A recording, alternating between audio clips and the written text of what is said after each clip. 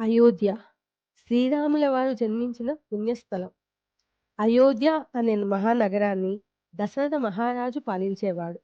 అతనికి ముగ్గురు భార్యలు కౌసల్య, సుమిత్ర, కైకేయి.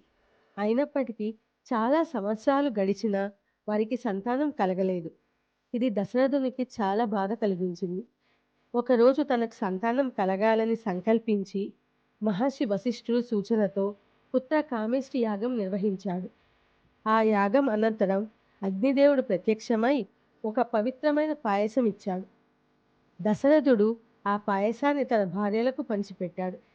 కొంతకాలం తరువాత కౌసల్యాదేవికి శ్రీరాముడు, కైకేయికి భరతుడు, సుమిత్రకు లక్ష్మణుడు మరియు శత్రుఘ్నుడు జన్మించారు.